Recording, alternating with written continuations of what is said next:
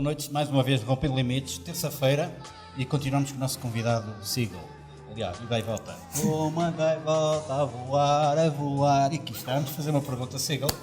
Assim mesmo, Seagull, liberta-te desse ânimo na frente. Vou começar já a voar. Que eu faço a todos os jovens, e eu costumo fazer esta pergunta, é um bocado polémico, mas está à vontade, se não quiser. Deixa-me adivinhar, posso adivinhar? Não. O que é que, diz lá então, o que é que achas? O que é? Pergunta. Não vais dizer que tu ouviste a pergunta do backstage, portanto, calma. É assim, o que é que achas da igreja falar muito do sexo antes do casamento, que não é muito a favor? O que é que tu achas disso, como jovem? Consegues te conter? Achas que é fácil, é difícil? Fala abertamente para os jovens que estão a ouvir. Assim, uma pose mais sensual. Não, estamos a brincar. Estás a falar de sexo, é sensual, não? Não, mas realmente... Mas estamos a falar de jovens da igreja ou jovens lá de fora? Ou dos dois, ao mesmo tempo? Jovens da igreja. Pronto. É mais... Nós não vou mentir, não é fácil, é verdade, que as nossas hormonas começam ali a palpitar, não é? E não é fácil, mas... As hormonas começam a palpitar, explica-me. Paulo, vais-me dizer se não vês uma rapariga bonita e assim atraente, não dizes, não olhas... Não. Eu sei que não posso olhar. Pois, tu não podes... Só de olhar já estou a pecar. É verdade, mas... Explica-me lá. Eu vou-te explicar então. Sério. O que é que achas que explique? Abre-te. Isso? Ok. Estão-me a deixar tímidos, que isto é a primeira vez. Estão-me a deixar tímidos logo assim. Há sempre a primeira vez. Para tudo, não é? Pronto, mas em relação a isso, não concordo e acho bem que as igrejas falem sobre isso, mas também não é preciso estar sempre a matutar na mesma coisa, porque se um jovem está na retidão com os caminhos de Deus, sabe distinguir o bem e do mal, não é? E claro que fazer sexo antes do casamento é bíblico, não é? É completamente errado, porque Deus não diz, olha, vai para a cama com aquela rapariga e faz o amor, não diz. E nós temos que nos manter puros. É difícil, realmente é difícil, mas é algo que depois, mais tarde, vai valer a pena. Como aquela música diz, vai valer a pena tudo que nós fizermos no passado, depois vai ser recompensado no futuro. Esta é a minha opinião. Nathan, o que é que a palavra fala sobre isso? Fala um pouquinho sobre a questão de sexo fora do casamento, a questão de ser a chamada prostituição, não é? Ou seja, com uma, aqui um bocado com outra, uma semana com uma. Então isso na Bíblia é chamada prostituição. E a Bíblia diz para nós fugirmos da prostituição porque o nosso corpo é templo do Espírito Santo. E quem prostitui o templo do Espírito Santo vai ser julgado pelo próprio Deus. Essa é a forma bíblica. Então começaram a fazer as perguntas no Facebook. Aliás, um dos desafios de estares aqui é precisamente isso, para responder às perguntas das pessoas duvidosas. Duvidosas não são as pessoas, não são duvidosas. As perguntas é que são. Elas confundem. André Monteiro faz a seguinte pergunta: existem igrejas que consideram as tatuagens e os piercings uma coisa demoníaca? Consideram que o nosso corpo é templo do Espírito Santo e que não deve ser destruído com pinturas e buracos? O que o apóstolo pensa acerca disso? Primeiro, o que o João pensa acerca disso e depois o apóstolo responde.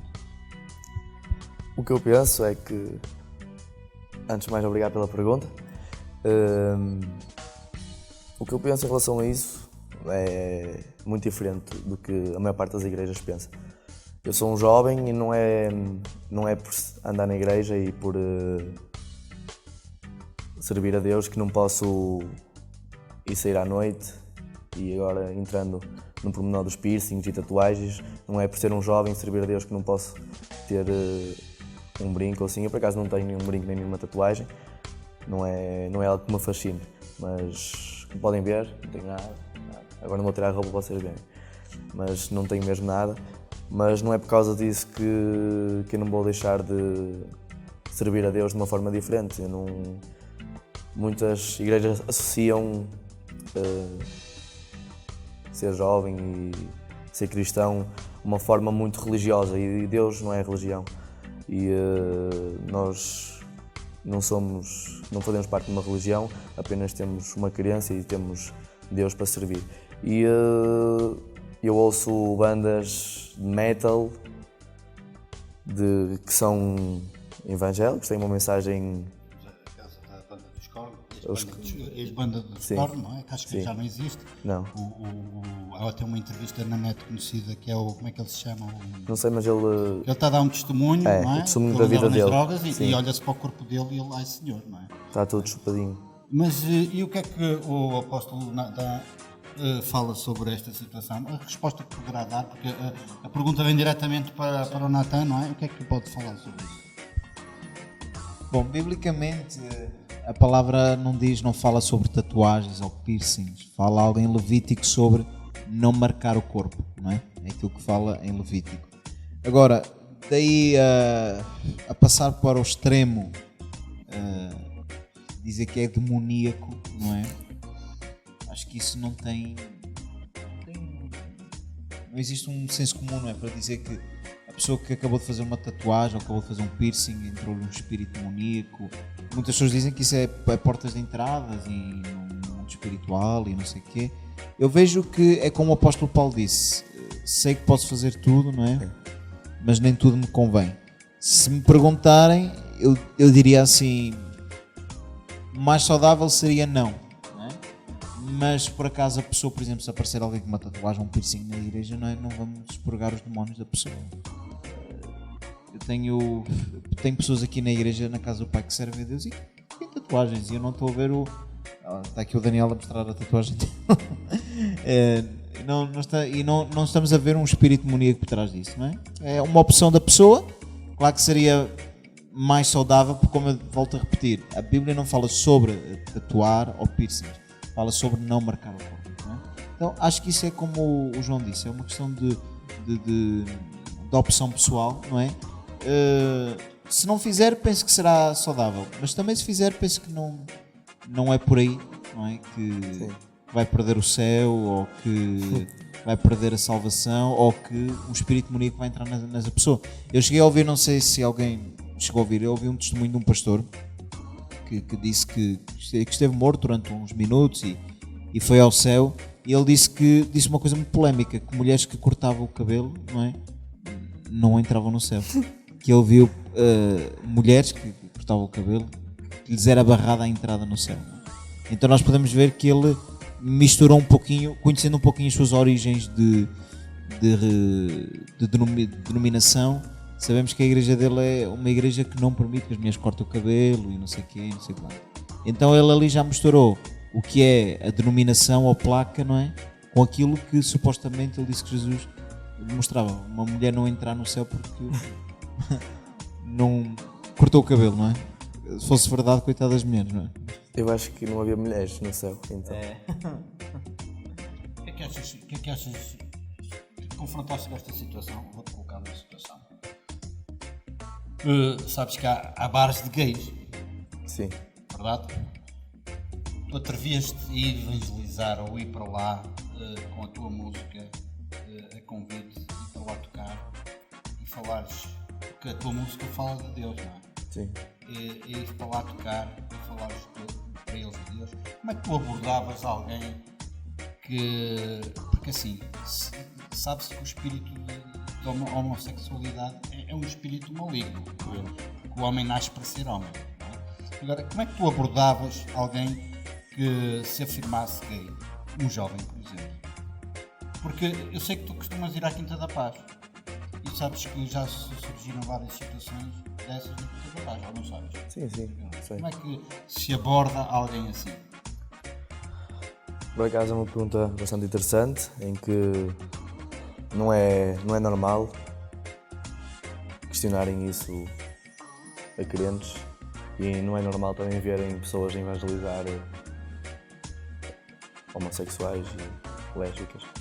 Eu não tenho mal nenhum em mudar com pessoas dessas, visto que tenho pessoas, amigos, que já são assim e não é por terem o gosto que eles têm que eu vou deixar de falar com eles.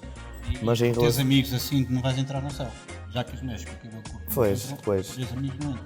Mas essas pessoas, só peço a Deus que tenha misericórdia. Mas desculpa perguntar, os teus amigos, neste caso, estás a falar de 10 amigos, deixa entender que tens alguns amigos gays, certo? Sim, sim. Eles sabem qual é a tua opinião acerca Sim, disso? sabem. Quer dizer, eu digo que...